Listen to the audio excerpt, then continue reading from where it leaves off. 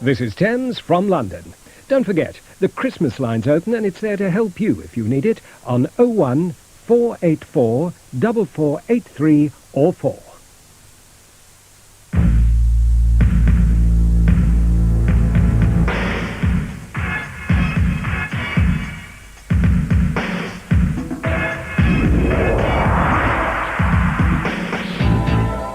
I'm Barry Mosley, an ophthalmic optician from Derby. I won the Group C final. I'm Lawson Keir, a solicitor from Payne, Rothshire. I was the highest runner-up. I'm Steve Wall, a Building Society official from Hull. I won the Group B final. I'm David Lee, a law student at Oxford. I won the Group A final.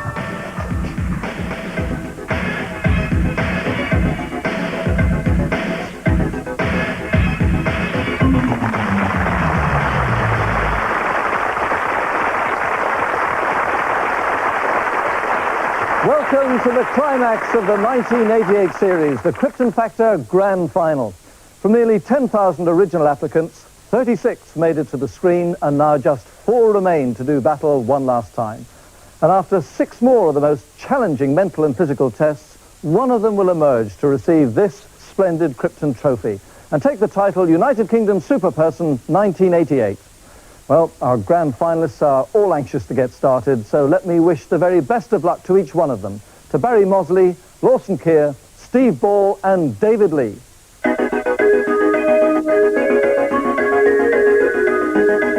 And tonight's mental agility test features international time differences. Each contestant will be given 2 destinations and the time difference between those places and London. I will announce the time in one place, and the contestant must give me back the corresponding times in the other 2. So, for example, given that Los Angeles time is 8 hours behind London, and Moscow is 3 hours ahead, I might say, London, 1200 hours. The contestant should then respond, Los Angeles, 0400 hours, Moscow, 1500 hours. The times in Los Angeles and Moscow when it's midday in London. Right, finalists, put your headphones on, please, for total concentration. This is a speed test, and you must give me as many answers as you can in 40 seconds. We begin with you, Barry, and the information that in relation to London, New York is minus 5 hours, Hong Kong plus 8 hours. Your 40 seconds start now. London, 0900 hours. New York 0400, Hong Kong 1700. Hong Kong, 1900 hours. London 1100 hours. New York 600 hours. New York, 0100 hours. London 900 hours. Hong Kong 1700 hours. Wrong. Hong Kong, 2300 hours. London 1500 hours. New York 800 hours. Wrong. London, 0700 hours. New York 0200. Hong Kong 1500 hours. New York, 09... That's it. Your time is up. And in 40 seconds, Barry, in a very tough round, you have scored 3. Well done. We move on to Lawson. Brazil, minus 3 hours. Siberia, plus 9 hours. Your 40 seconds start now. London, 1300 hours. Brazil, 1000 hours. Siberia, 2200 hours. Brazil, 0200 hours. London, 500 hours. Siberia, 1400 hours. Siberia, 1900 hours. Brazil, 700 hours. London, 1000 hours. Brazil, 1100 hours. London, 1400 hours. Siberia, 2300 hours. London, 0400 hours. Brazil, 100 hours. Siberia, 1300 hours. Siberia, 1700 hours. Brazil, 500 hours. London, 800 hours. Brazil, 0900 hours. London, 1200 hours. Siberia, 2100 hours. London, 0600...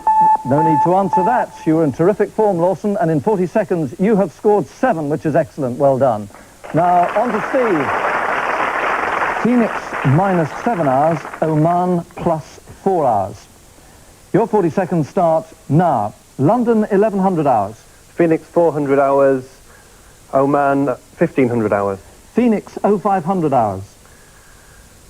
London, 1200 hours. Oman, 1600 hours.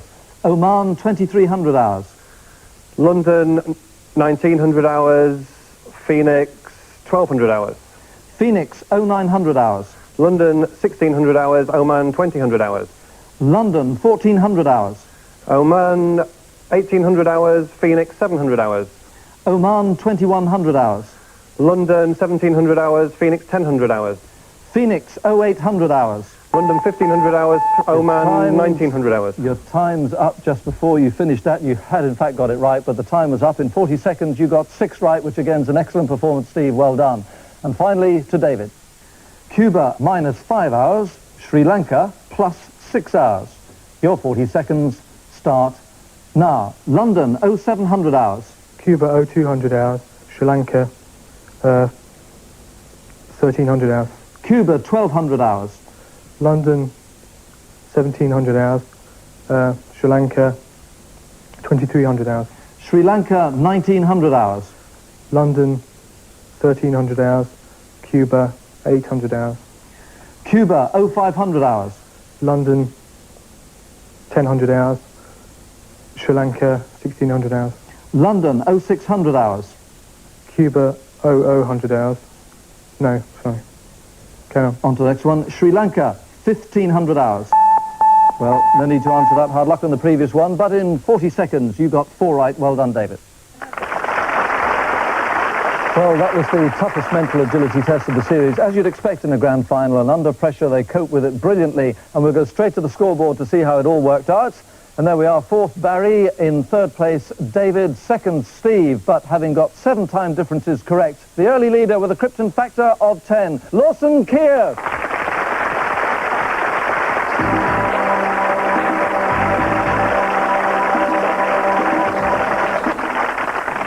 An aircraft carrier speeds out to sea. Astern, a Sea King helicopter approaches to attempt the very tricky and highly skilled maneuver of landing on a moving surface. And that's the brand new, exciting challenge we present to our grand finalists in round 2. They will take the controls and attempt the nerve-wracking landing in this, the most advanced simulator in the world at the Royal Naval Air Station Culdrose. Lieutenant Commander Maurice McBride is the officer in charge.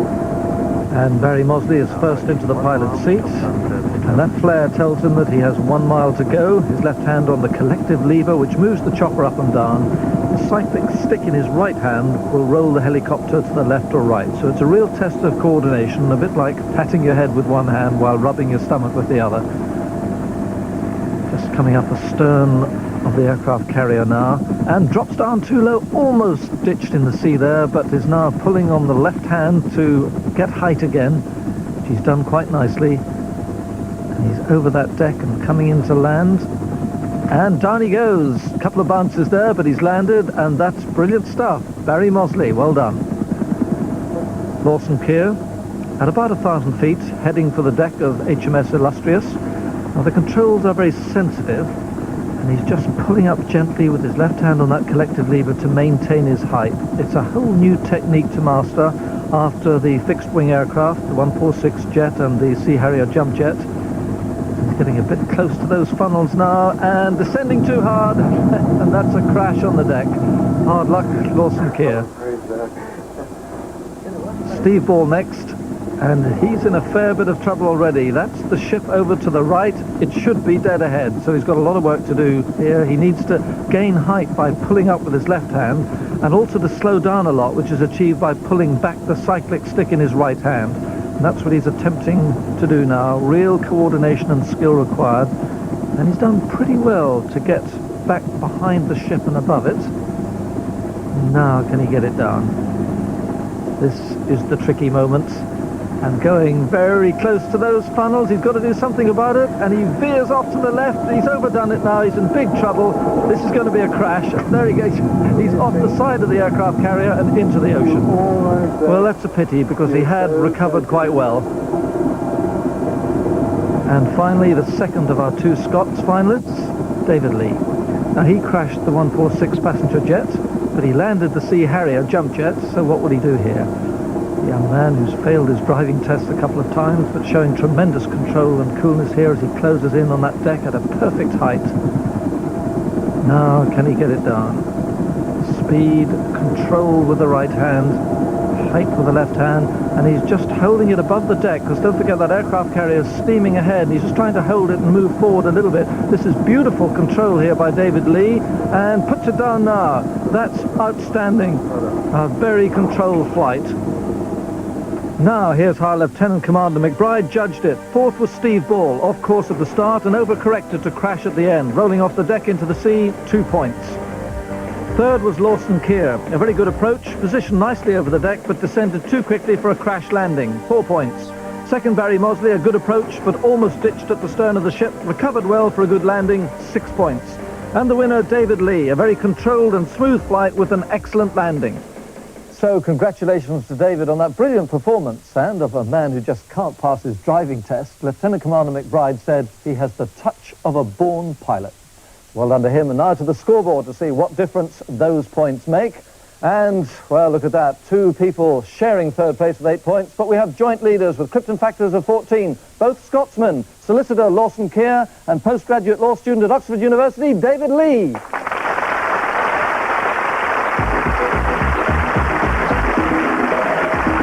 A great battle developing, and for round 3, its feet firmly on the ground. This is the intelligence test puzzle, and it features one of Britain's best-known seaside landmarks, Blackpool Tower.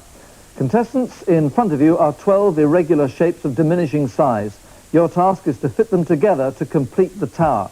And when the final piece is placed on top, the tower will automatically illuminate. Are you ready, finalists? The test starts now. Well, there's a very obvious system to work to here, with the many sections having ever-decreasing girths as they rise up the tower. But this being the Krypton Factor Grand Final, it's not quite as easy as that. There are, as you'd expect, a few twists. Some of those pieces can be fitted around the central column, but others have to be slid down from the top into position. And indeed, that is one of those very sections that Barry Mosley has at the moment. Now, how quickly will he work out the method, I wonder? And he's got it, yes, that's very sharp. Of course, apart from the sizes, the only other visual information the finalists have to go on are the shapes which follow the contours of the steel girders stretching from the base to the top. Steve Ball struggling, Lawson Keir doing better, but this looks good. Only the top section to fit, I think.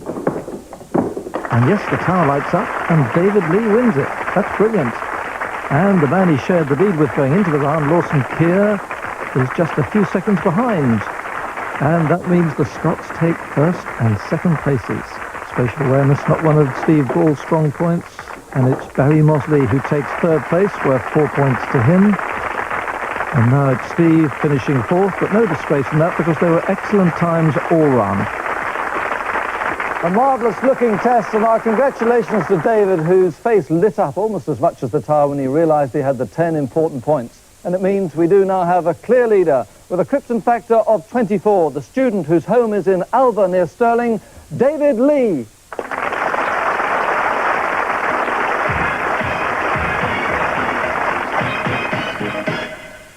Well, still 3 rounds to go. This is observation, where our finalists, and those of you at home who wish to play, have their powers of observation tested. Coming up, 2 versions of a specially shot musical comedy scene. Similar they may seem, but in fact the second take will have 6 changes. Can you spot them? Right, headphones on again please, finalists, and turn quickly to your screens. And for their final appearance in this year's Krypton Factor, Andrew O'Connor and Jessica Martin celebrate musically with The Last Duet. You creep into my heart and make my heart burn. You sneak into my mind and make my head ache. There are things I long to tell you, you're much too blunt. Snore. Look, it's time to face the music. No, I don't want your flowers.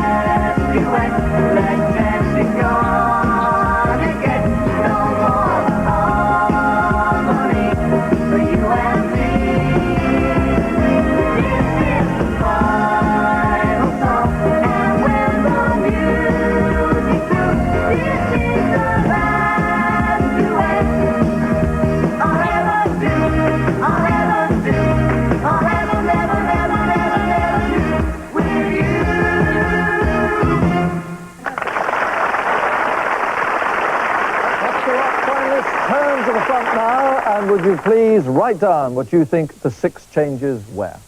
And while I get on with that, I'd like to say a quick thank you to Andrew O'Connor and Jessica Martin for their splendid performances in our observation videos this year. But they have one last curtain call as we now show you precisely what the 6 differences were. The first change is to Jessica's earrings. There they are in take 1, but they've gone in take 2. Then Andrew's flower. First of all it's red, but then it changes to white. Next a swap in lines. You're much too blonde. Snore. But in take 2, You're much too blonde. You snore. next 2 changes. The waiter's bow tie and champagne bottles are there in take 1, but both have vanished in take 2. Finally, they finish back-to-back in take 1, but face-to-face in take 2. Those were the differences, and these are the contestants' answer cards, and let's tell them how they did. Barry, you got 2 right and finished in 4th place. Lawson, you got 3 right, and Steve, you also got 3 right, so together you are joint 2nd. But David, with 4 right, you're the winner of the round. Congratulations. And those points go straight into the scoreboard. And, well, he's setting a very hot pace indeed. Out in front with a Krypton factor now of 34, the postgraduate law student at Oxford University, David Lee.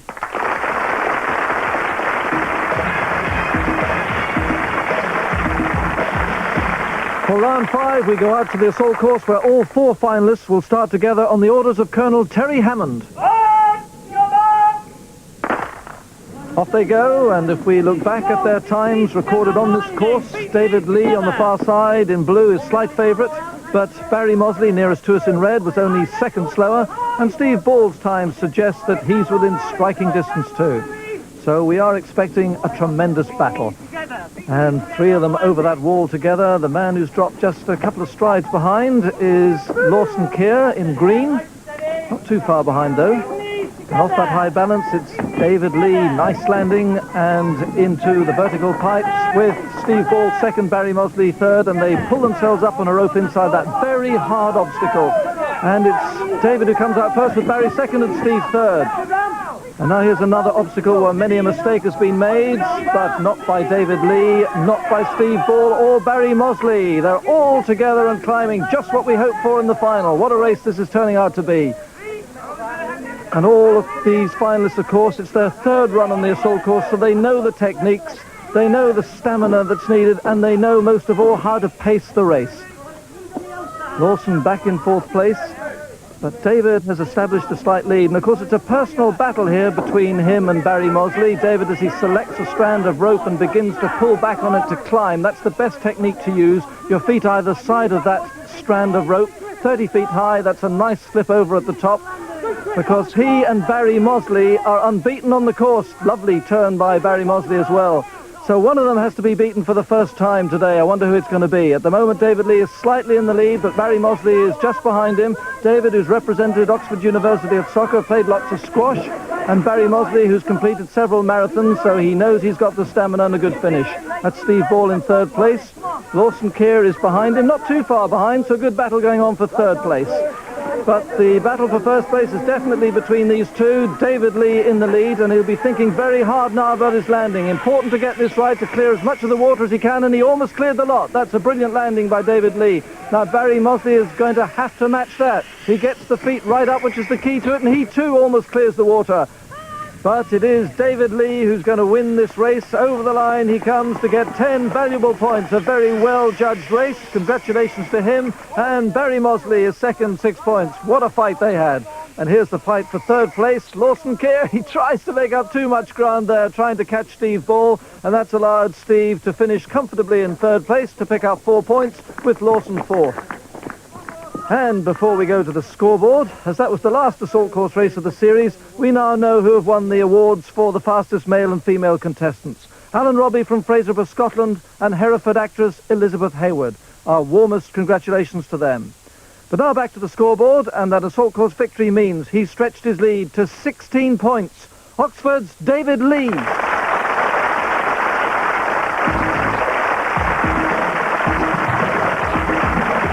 Just over 90 seconds remain before we know who will become the 1988 Krypton Factor champion. And with 2 points for a correct answer and 2 points deducted for a wrong one, it's not over yet. Here we go then with the last round of the 1988 series. 90 seconds of rapid-fire general knowledge questions. Ready on the buzzers, finalists. The clock starts now. Of which country is Bucharest the capital? Steve? Hungary. No, Romania. Which character says, friends, Romans, countrymen, lend me your... Barry? Richard III. No, Mark Antony. Which British musical that won several Tony Awards this year starred Michael Crawford? David? Phantom of the Opera. Correct. Which operation was first performed in December 1967 in... Barry? Heart transplant. Correct. Which pop group had #1 hits with Heart and Always on My Mind? Steve? No. Pet Shop Boys. The anti-knock rating of petrol is indicated by numbers called... Barry? 4 stars. Octane. Octane, correct. Octave and sestet make which 14-line poetic form? Steve? Quickly. No. Sonnet. Who composed sonatas called Waldstein, Kreutzer, Pathétique and Moonlight? Barry? Beethoven. Beethoven, correct. Which actor played Norman Bates, the motel owner in the film Psycho? Barry? Quickly, Anthony Perkins. Perkin Warbeck led a rebellion in 1497 against which king who had won the Battle of Lawson? Henry VII. Correct. Herbert Henry who was British Prime Minister when World War I began? Lawson? Asquith. Correct. Ascot, Gavotte and Get Me to the Church on Time are from which? Barry? The answer is My Fair Lady. Fairbanks, Anchorage and Juneau are in which state of the USA? Barry? Alaska. Correct. Lasker, Tal, Smyslow and Capablanca were all world champions at which game? Barry? Chess. Correct. And that's it, the end of the round in the contest, and the winner and United Kingdom Superperson of 1988, the youngest person ever to win the title, Scotland's David Lee.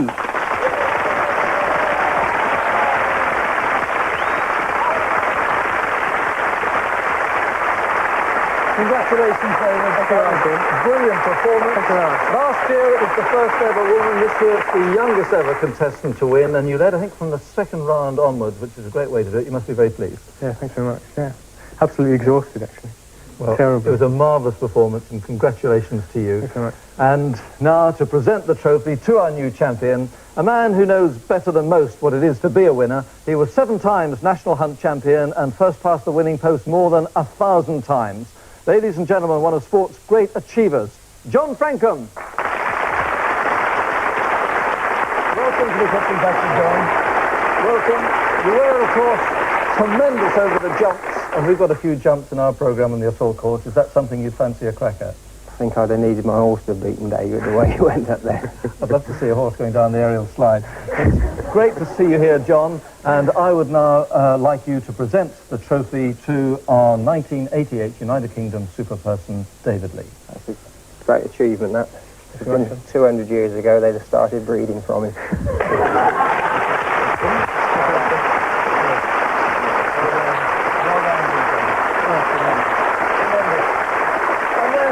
Fittingly winds up the 1988 series of the Krypton Factor. Our thanks to John Frankham for making the presentation, to all the contestants who took part, and most of all to you for watching.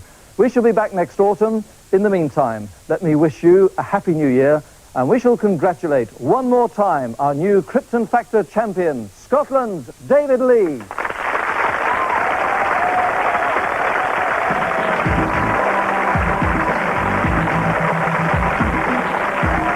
There's a special Krypton Factor Celebrity Challenge next Monday at 4:15.